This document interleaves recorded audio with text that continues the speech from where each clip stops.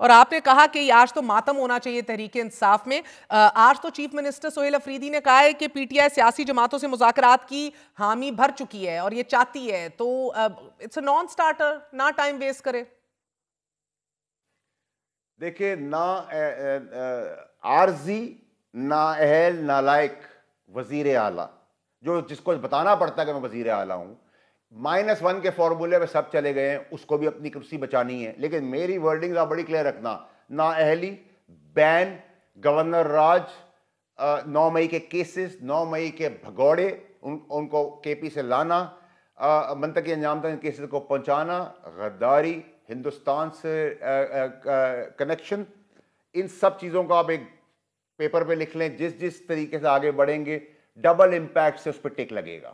Number 1. Number 2 یہ کہ -1 P T I کر چکی ہے اپنی پارلیمانی پارٹی کے اجلاس میں 4 گھنٹے میں کہ ہمارا اس سے کوئی تعلق نہیں. ری ٹویٹ تو وہ کر ہی نہیں رہے ہیں, پہلا سگنیفیکنٹ, اور انہوں نے لا تعلق بھی کر لی ہے. اور اب عارضی, نااہل, نالائق سی ایم بھی اپنی سی ایم شپ بچاتے ہوئے عمران احمد خان نیازی 10 سیکنڈ کی ویڈیو سب سائیڈ پر, اچھے بچوں کی طرح آئیں گے, ڈرامہ کریں گے, نکل جائیں گے. میں نے آپ کو کہا تھا یہ اسی طرز کی سیاست کر رہے ہیں. اب یہ کہہ رہے ہیں کہ ہم نے تو مائنس کر دیا ہے, صرف ہمیں 10-20 سیکنڈ کی ویڈیو چلانے دو. پھر اس میں ایک ایلیمنٹ ہے جو اور آگے بہت زیادہ ایمبیشس ہے, وہ چاہتا ہے کہ دھاوا بولا جائے, جیل توڑی جائے, جس کا ذکر ہو چکا ہے پبلکلی پی ٹی آئی کی طرف سے, تاکہ خدا نہ خواستہ کوئی نقصان ہو. 40-50 سال تک یہ کریں تو اس کی زمرے میں جب سچویشن آئے گی تو جیل بدل دی جائے گی. وہ آج تو مجھے نظر نہیں آ رہی, لیکن 1.5-2 مہینے میں ضرور پاسبلٹی ہے جس طریقے سے اندر پلاننگ ہوگی.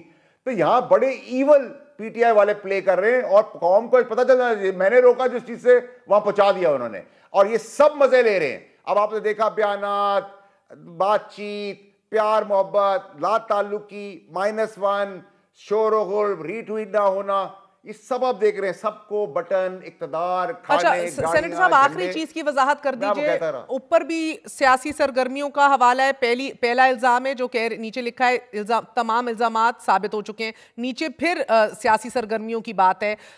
تو فرق کیا ہے؟ پہلی والی ان آفس سیاسی سرگرمیاں اور بعد والی ریٹائرمنٹ کے بعد, جس کا 9 مئی کی طرف اشارہ ہے, پرتشدد اور سیاسی اشتعال انگیزی اور عدم استحکام پیدا کرنے, رائٹ؟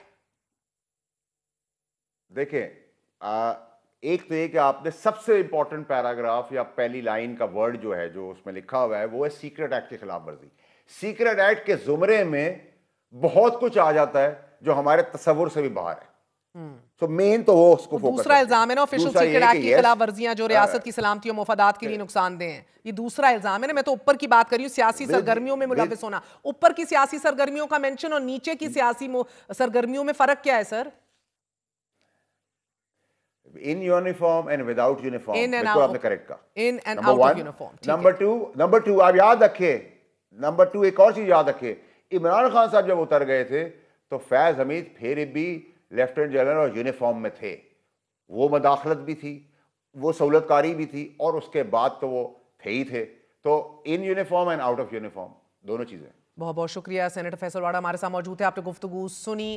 انپریسیڈنٹڈ کنوکشن ہے پاکستان کی تاریخ میں. پہلی بار تگڑی اسپائی ایجنسی ISI کے سابق سربراہ کو 14 سال قید بامشقت کی سزا سنا دی گئی ہے.